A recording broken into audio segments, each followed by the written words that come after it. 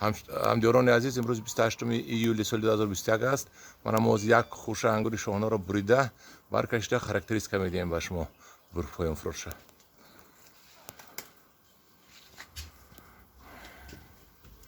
های اسید که بروش.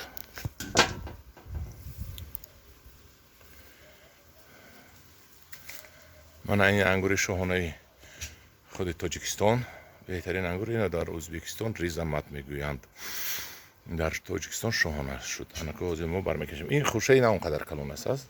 ما برمیکشیم میبینیم چند کیلو میبره. شد ماندی. خوشه اینا اونقدر کلان است. 1 کیلو 349، 1 کیلو 350، 48 خیلی 50 گویم. 1 کیلو 300 هم گویم اگر. اینا ببینید چقدر شاهانه انگوری بهترین. برای چی این واقع از این بینود میکنن؟ برای چی این؟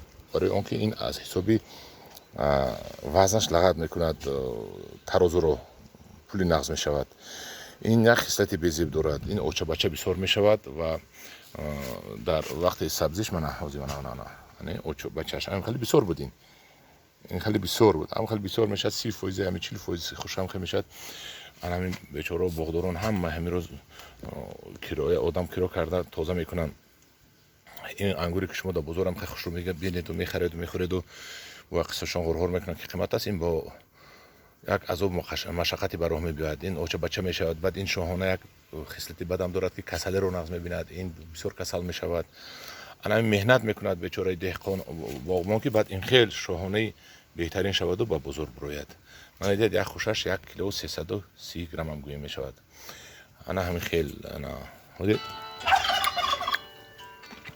نه من خوردم شیرین. این انگوری ما پخته به درجه اومد که الان میتونیم خوریم، میتونیم با بزرگ بروریم با دلی کشاد که این شیرین نهایت انگوری شیرینی با مزه می باشد. انگوری شاهانه این انگور شاهانه یکی از انگورهای می باشد در تاجیکستان که سر طلبگار ترین است حاضر.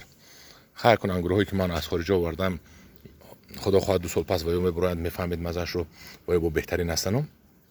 لیکن اینم گپ نیست. این انگور تاجیکستان با در پناه خدا باشید.